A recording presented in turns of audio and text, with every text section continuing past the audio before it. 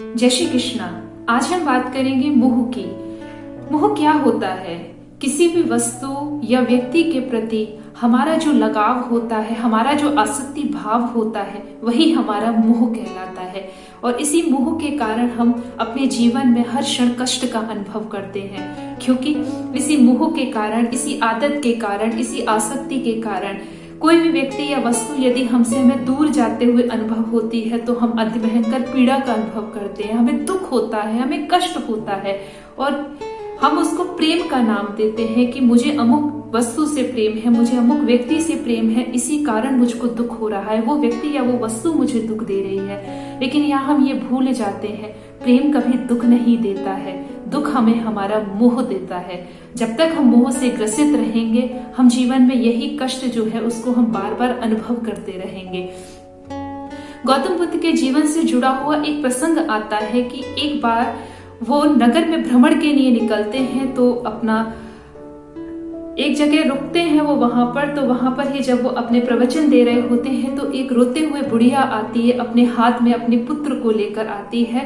2 वर्ष का उसका पुत्र होता है, उसको वो गोदी में लेकर उसको अपनी छाती से लगाकर बहुत रोती बिलखती हुई गौतम बुद्ध के पास में एक प्रार्थना लेकर आती है कि आप तो सर्वज्ञ हैं, सुना है आप बहुत बड़े सिद्ध हैं, आप बहुत बड़े संत हैं, तो आप मेरे इस बच्चे को जीवा दीजिए, आप इसको जीवन प्रदान कर दीजिए।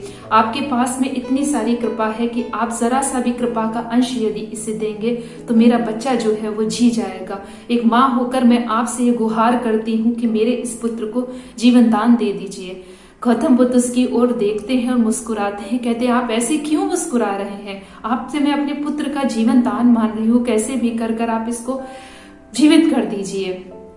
तब गौतम बुद्ध उससे कहते हैं कि एक शर्त पर मैं तुम्हारे पुत्र को जो है वो जीवन दे सकता हूँ। तो वो महिला के पर चेहरे पर एक खुशी की सी लहर आती है, उसको लगता है कि उसका जो मृत पड़ा हुआ पुत्र है वो अब जीवित हो जाएगा। तो उस आस से वो गौतम बुद्ध से कहती है कि जो भी आप कहेंगे महात्मन, मैं करने के लिए तैयार हूँ, आप बताइए मुझे क्या करना है। तब वो उसे कहते हैं कि इस नगर में, इस गांव के अंदर जितने भी घर हैं, तुम सबके किसी एक घर से तुम मुट्ठी भर अनाज लेकर आओ, और वो अनाज एक ऐसे घर से लेकर आना कि जिस घर में कोई भी व्यक्ति आज तक मरा ना हो। तो उसको कहती है कि मैं बिल्कुल अभी आती हूँ और मैं लेकर आती हूँ, बस मुझे आप आज्ञा दीजिए। गौतम बुद्ध कहते हैं जाओ और शीघ्रता से लेकर आओ, मैं तुम्हारे पुत्र को जीवित कर दूंगा। बुढ़िया जो होती है वो दौड़ी दौड़ी चली जाती है और हर गांव के उस नगर के दरवाजे पर जाकर वो खटखटाती है और मुट्ठी भर अनाज मांगती है। जैसे ही वो मुट्ठी भर अनाज लेकर आते हैं तो वो उससे यही प्रश्न करती है, आपके घर में कोई मरा तो नहीं है? तो वो सब कहते हैं कि अजीब बात करती हूँ माई, ऐसा कौन सा घर है जहां पर कोई नहीं मरा? किसी का पुत्र मरता है, किसी का पिता मरता है, किसी की माता मरती है, किसी की पत्नी मरती है, किसी का पति मरता है। तो इस जग में तो तुझे कोई ऐसा घर नहीं मिलेगा कि जहां पर भी किसी की भी मृत्यु ना हुई हो। पर वो कहती है नहीं, मुझे एक ऐसा घर मिलेगा और मुझे अपने ईश्वर पे विश्वास है कि मुझे ऐसा घर मिलेगा और मुझे वहां से अन्नदान मिलेगा और जिससे मेरा पुत्र जो है वो जीवित होगा। वो जाती है, एक एक कर कर वो उस नगर के सारे द्वारों पर जाकर खटखटाती है, लेकिन हर जगह उसको निराशा ही मिलती है, क्योंकि सत्यता तो यही है कि इस धरा पर, यहाँ पर कोई भी घर ऐसा नहीं है कि जिसके घर में मृत्यु का शोक न आया हो।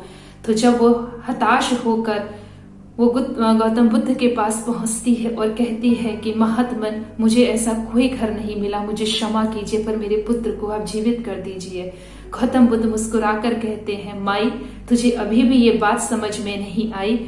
इस जीवन में, इस जिंदगी के अंदर ये मृत्यु जो है ये तो सबके जीवन में आनी ही आनी है। तेरा आज पुत्र 2 वर्ष का होकर मरा है, कुछ वर्ष के अंतराल पर मरता, लेकिन इसकी मृत्यु तो सुनिश्चित थी। तेरी भी मृत्यु सुनिश्चित है, मेरी भी मृत्यु सुनिश्चित है। ये तो एक मृत्यु तो यहाँ का एक अटल नियम है जिसे ना तू टाल सकती है ना उसको मैं टाल सकता हूँ।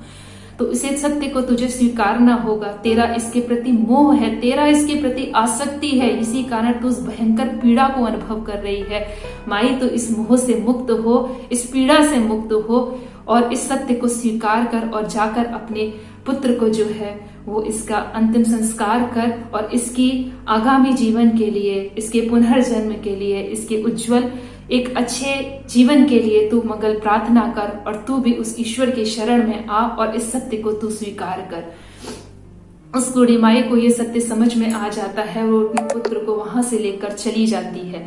तो इस प्रकार से ये गौतम बुद्ध के जीवन से जुड़ी हुई कहानी भी हम सभी को एक ये संदेश देती है कि हम में से हर व्यक्ति क्या है, अपनी उन वस्तुओं को मोह के अधीन होते हुए, उससे ग्रसित होते हुए उसको अपने से चिपका के रखना चाहता है। जरा सी कोई चीज खोती है और हम उस चीज के लिए शोक मनाना शुरू कर देते हैं। इसी तरह से कोई भी व्यक्ति जिससे हमारा प्रियजन है, हमसे किसी भी कारणवश दूर चला जाता है, तो हम उसकी स्मृतियों में, हम उसकी याद में हम विलाप करते हैं, हम बहुत रोते हैं, हम बिलखते हैं और बार बार हम कष्ट को निमंत्रण देते हैं और बार बार दुखी होते हैं। लेकिन ये चीज यहाँ पर आपको याद रखनी है कि इस जीवन का एक अटल सत्य है, और वो सत्य ये है कि मिलना बिछड़ना तो इस जीवन में लगा ही रहेगा। चाहे वो वस्तुएं हैं, यहाँ कोई भी वस्तु जो है, कितने कितने बड़े महल जो है वो खड़े कर दिए, कितने कितने राज महल खड़े हो गए, वो आज खंडहर में तब्दील हो गए। कितने कितने राजाओं का जो शौर्य रहा, कितने कितने महाराजा आए और कितने कितने बड़े बड़े लोग आकर चले गए, लेकिन यहाँ पर कोई भी नहीं टिका। हर चीज का, हर वस्तु का, हर व्यक्ति का आपके जीवन में एक समय निर्धारित होता है, और ये क्षण भंगुर जो जीवन है, इसमें, इस नश्वर जीवन में ये सब चीजों को एक ना एक दिन तो नष्ट होना ही होता है। तो आज इस वीडियो के माध्यम से मैं आपको सिर्फ यही कहना चाहती हूँ कि आप भी अपने जीवन में यदि इस आसक्ति को अनुभव करते हैं और इसके कारण आज आप भी यदि कष्ट का अनुभव कर रहे हैं, तो आप भी धीरे धीरे कर इस शाश्वत सत्य को स्वीकारने की कोशिश कीजिए कि यहाँ पर हर चीज क्षणभंगुर है, यहाँ पर हर संबंध क्षणभंगुर है, और एक ना एक दिन ये सब चीजें छूटनी है। ये मेरा तन है, ये भी तन भी छूटना है। तो फिर इसके प्रति ये कैसा आसक्ति भाव, ये कैसा लगाव का भाव जो मेरे ही लिए इस जीवन में दुख का कारण बनता है, दुख का निमित्त बनता है। तो आज से हम प्रयास करें कि अपने जीवन को हम इस तरह बनाएं कि हम उस जीवन से अपने मोह को कम कर सकें, इस आसक्ति के भाव को घटा सकें और अपने जीवन को सुखमय बना सकें। क्योंकि ईश्वर ने जितना हमको जीवन दिया है, वो हमारा जीवन हर क्षण उसका आनंद से व्यतीत हो, धन्यवाद से व्यतीत हो। हमको ऐसी ही मंगल प्रार्थना करनी चाहिए। आप सभी के जीवन में भी अनासक्त भाव से एक शुभ जीवन की शुरुआत हो, एक शुभ समय की शुरुआत हो, ऐसी मंगल प्रार्थना मैं आप सभी के लिए करती हूँ। आप सभी का बहुत बहुत आभार। जय श्री कृष्ण।